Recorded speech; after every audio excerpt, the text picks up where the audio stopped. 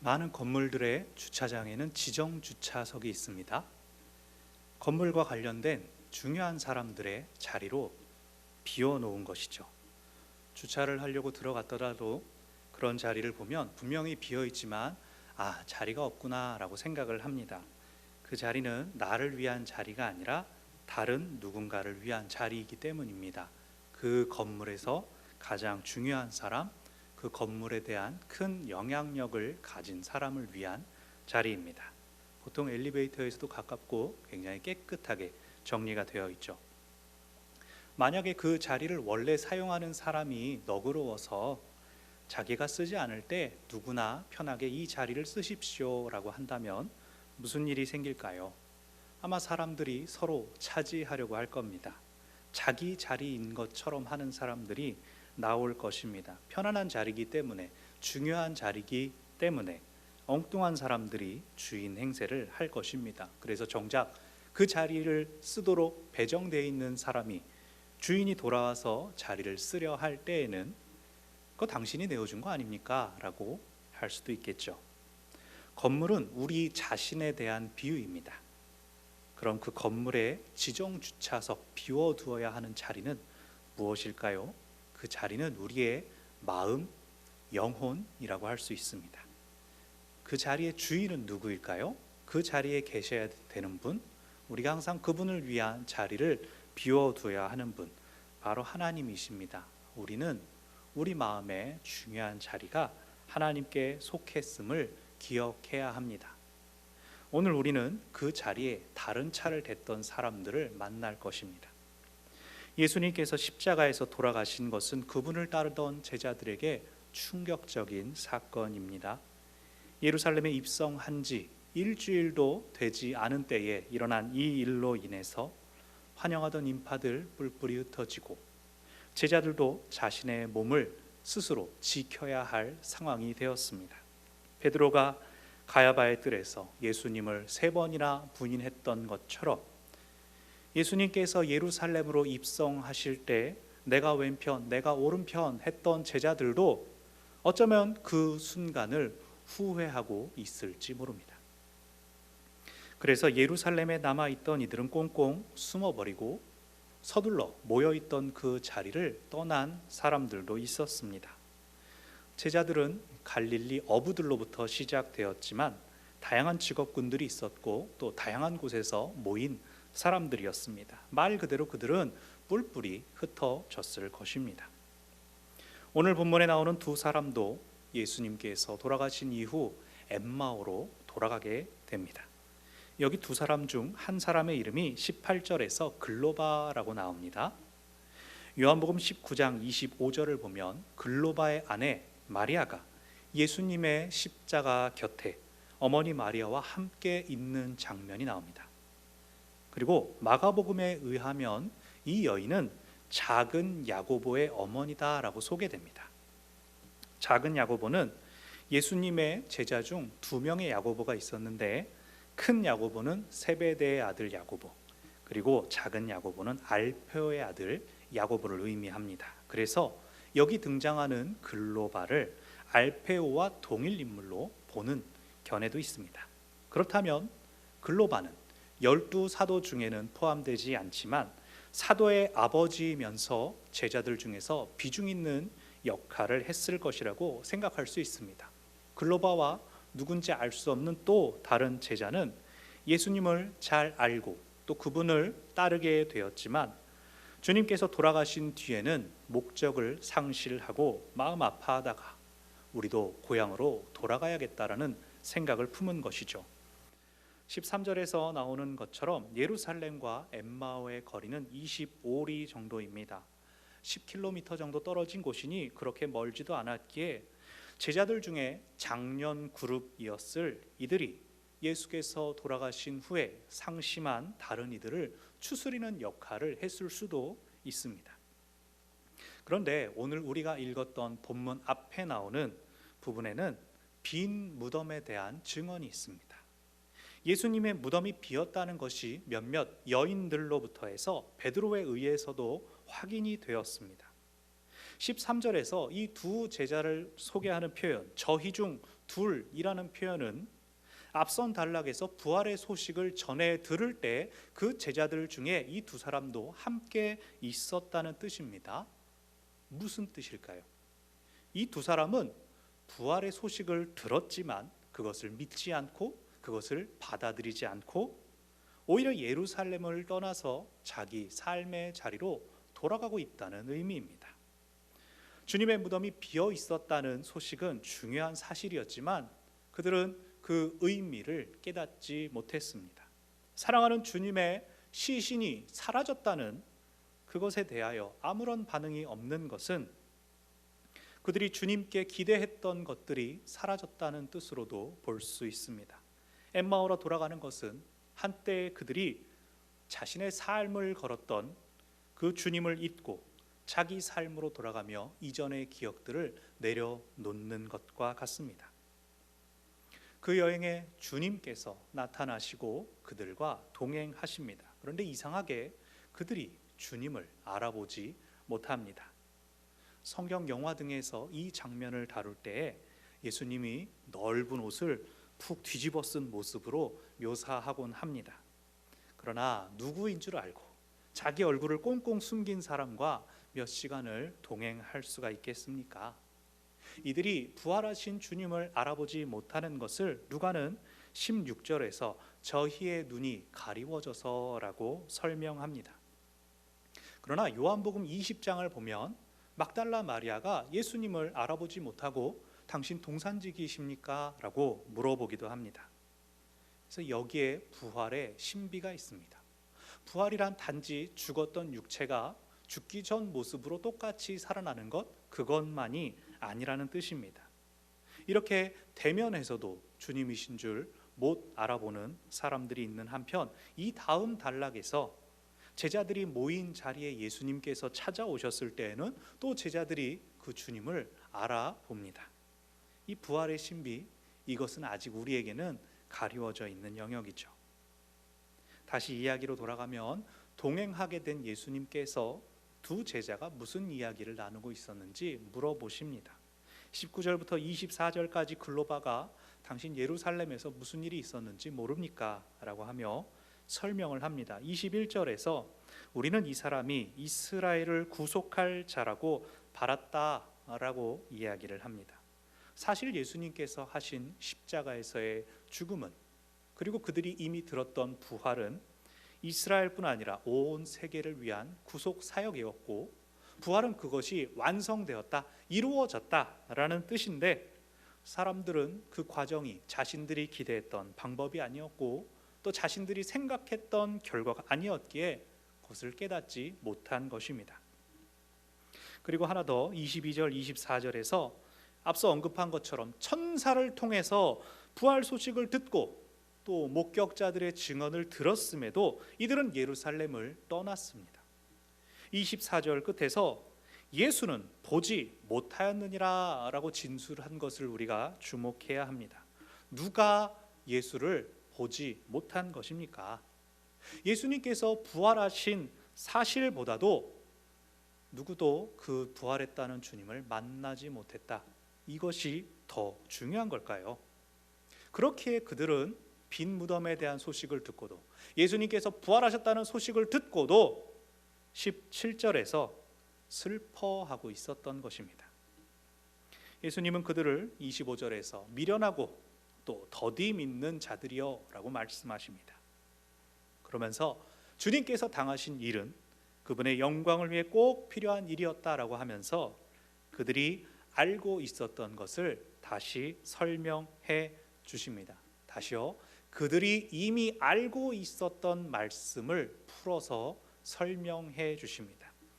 여기서 부활의 주님을 만나야 하는 첫 번째 이유가 있습니다. 부활의 주님을 만나면 말씀을 깨닫게 됩니다. 예수님은 전에 그분이 뭐라고 하셨는지 생각해봐라, 잘 들어봐라 라고 하시지 않습니다. 27절에서 모세와 선지자의 글, 즉 율법서와 선지서로부터 해서 그들이 예수님을 만나기 전부터 익숙했던 성경 말씀들에 대해 다시 풀어주십니다. 이것은 예수님께서 가르치신 것, 예수님께서 행하신 것, 그 이전에 그들이 예수님에 대해서, 그분이 가신 고난의 길에 대해서, 죽으심과 부활에 대해서 이해할 수 있는 재료들이 이미 있었다는 뜻입니다. 예수님의 고난이 이미 성경에 예고되어 있었고, 또 예수님도 그것들을 친히 가르쳐 주시지 않았습니까? 그래서 예수님이 처음에는 그들을 미련하고 더디 믿는 자들이라고 하셨지만 아주 처음부터 차근차근 가르쳐 주십니다. 32절에서 두 제자가 주님의 말씀을 듣는 가운데 자신들의 마음이 뜨거워진 것을 느꼈습니다. 왜 그렇습니까? 부활의 주님을 만났기 때문입니다. 그것을 지금 이들은 깨닫지 못했지만 우리는 알고 있죠. 이제 엠마오에 도착했습니다. 그런데 예수님이 계속 가시려는 것 같습니다. 예수님께서 어디로 가시려고 했을까요? 아마 제자들의 반응을, 이 녀석들이 알아들었나, 마음이 뜨거웠나, 그 반응을 확인하신 것 같습니다. 그들이 말씀에 의해서 마음이 뜨거워졌는데 그분이 과연 누구실까? 그것을 더 알기 원해서 예수님을 자신들의 식탁 자리에 초청합니다. 30절, 예수님과 함께 식탁을 나누는데 예수님께서 떡을 가지고 축사하시고 떼어서 그들에게 나누어 주십니다. 보통은 이것은 환대받는 손님을 위해 집주인이 해야 되는 역할입니다. 그들이 아직 예수님을 알아보지 못했지만 자신들에게 가르침을 주는 선생님으로 생각했기 때문에 그 자리를 내어 드렸을 것입니다. 그리고 사실은 주님께서 그것을 기대하셨을 것입니다. 그때 주님은 마지막 만찬을 하실 때처럼 떡을 떼어 주시고 그제서야 두 사람이 주님을 알아보게 되죠. 여기 부활의 주님을 만나야 하는 두 번째 이유가 있습니다. 부활의 주님을 만나면 식사가 회복됩니다. 일반적으로 식사는 생명이 살아갈 수 있게끔 그 생명을 공급받는 것입니다. 주님을 잃은 그들이 다시금 축복의 떡을 나눌 수 있게 하심이 이 자리에서 나타났습니다. 나아가 이것은 단순히 먹는 것에 그치는 것이 아니라 주님을 기억하는 것과 연관됩니다. 교회 전통에서 식사는 매우 중요한 역할을 합니다. 주님께서 유월절 만찬을 통해서 나를 기념하라라고 하신 것은 단순히 성찬을 부지런히 행하라는 것이 아니라 그 식탁 자리를 통해서 주님의 임재를 확인하라는 의미입니다. 나를 기념하라라고 하신 것은 그 때의 주님을 기억하라는 것이 아닙니다. 그 식탁을 나눌 때마다 계속해서 주님의 임재를 재확인하고 지금도 우리와 함께 하심을 공동체 안에서 나누라는 의미입니다. 성찬은 공식적으로는 성례전으로 그것을 배우고 훈련하지만 교회 공동체 안에서 이루어지는 모든 식탁 교제는 이 성찬을 원형으로 합니다.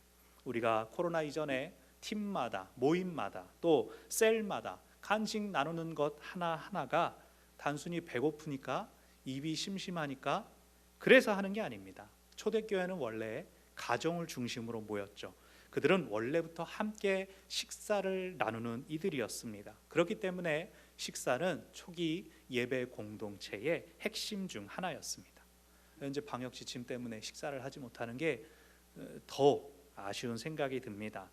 작년에 여러분 기억하시는지 모르겠습니다. 계속해서 온라인 예배를 드리다가 잠시 식사가 가능했을 때 식사 때문은 아니겠지만 그 조치로 인해 우리가 마음이 열리고 기쁘게 한번 교회에 모였던 것을 기억합니다.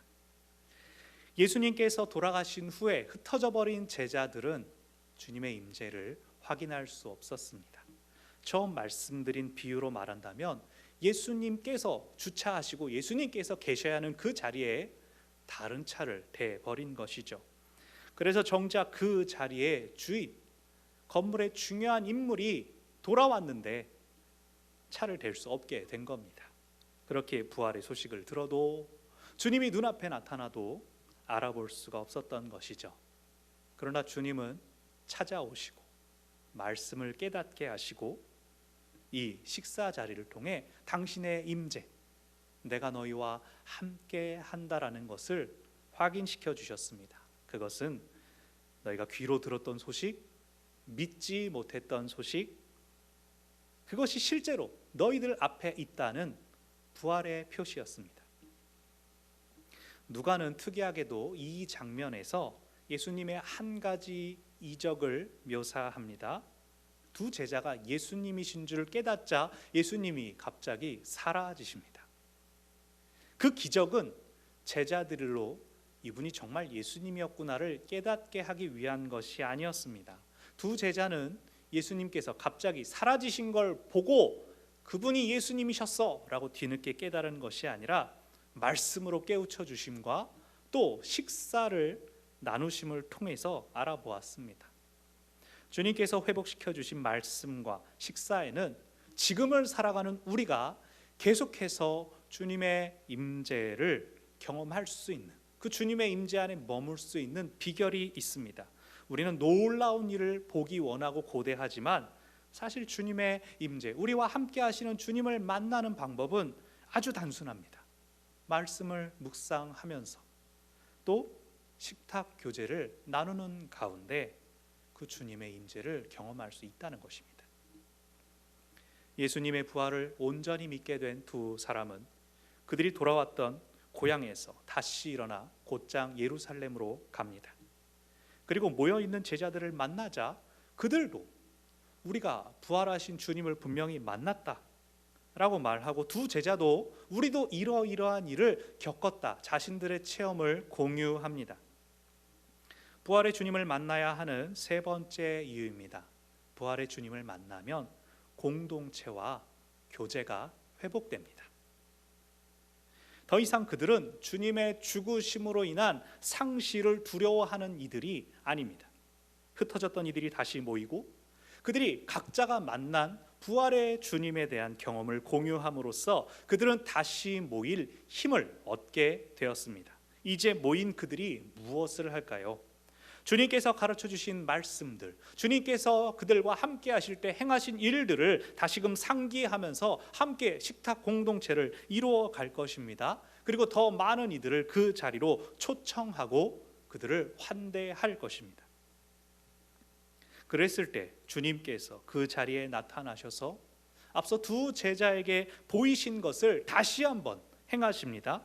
두 제자에게 구약 성경을 가르쳐 주셨던 것처럼 44절에서 그 자리에 모인 이들에게 말씀을 가르쳐 주십니다. 또한 두 제자와 식사를 나누셨던 것처럼 41절부터 43절에서 식사를 하십니다. 말씀, 식사가 나오고 두 제자가 공동체로 돌아와 친교가 회복된 장면은 누가복음의 마지막 구절에서, 가장 끝 구절에서 더욱 확장된 모습으로 나타납니다. 24장 53절에서는 그들이 늘 성전에 있어 하나님을 찬송하니라. 그들은 더 이상 숨지 않고 예배의 자리에 담대함으로 나아갑니다. 주님의 부활의 증인이 되었으므로 하나님께 예배하며 사람들에게 대하여도 숨을 필요가 없게 되었습니다. 더 이상 체포당할 것을 두려워하지 않게 되었습니다. 부활의 주님을 만남으로 인해 이러한 변화가 제자들에게 일어났고 우리가 잘 아는 것처럼 사도행전에서 이제 그들은 사람들을 향하여 선포합니다. 베드로는 사도행전 2장 36절에서 너희가 십자가에 못 박은 이 예수를 하나님이 주와 그리스도가 되게 하셨느니라고 선포합니다. 다시 살아나신 예수님이 참으로 우리의 구원자라고 전하게 되었습니다.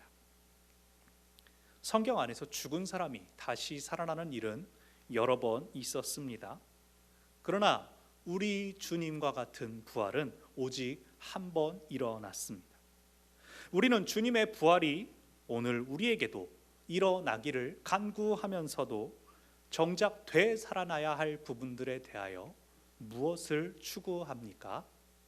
우리가 오늘 부활주일 하나님 앞에 올려드리는 간구 가운데 부활의 주님 우리를 살려주십시오 라고 기도할 때 그것은 우리의 건강, 자녀들의 진로, 우리의 재정에 대한 부분들입니까? 우리에게 중요한 부분들이 살아나기를 기도하지 않습니까? 물론 삶이 중요합니다. 그러나 그것은 어떤 면에서는 지정주차석에 다른 차를 대는 것과 같습니다. 원래 우리 마음의 주인이신 주님의 부활은 보다 중요한 것을 우리에게 전해줍니다. 하나님의 사랑은 죽음으로도 꺾을 수 없기에 어떤 것도 우리를 그저 의미 없는 존재로 쓰러지게 할 수 없다는 것입니다. 우리가 이 땅을 살아가면서 중요하게 여기는 것들, 그것들이 없어도 빼앗기고 부족해도 하나님은 우리를 다시 살리실 수 있다. 이것이 중요합니다. 오늘 본문에서 주님께서 당신의 부활을 알려주시는 방식을 기억해야 됩니다. 주님께서 부활하신 것은 단 한 번 일어난 사건입니다. 이제 중요한 것은 그 주님을 만남으로 인해 부활에 대한 눈이 열리는 것입니다. 주님께서 이 땅에 오신 이유와 그분의 사역 전체를 이해하고 이제는 주님께서 이 땅으로 보내시는 사명자가 되는 것입니다.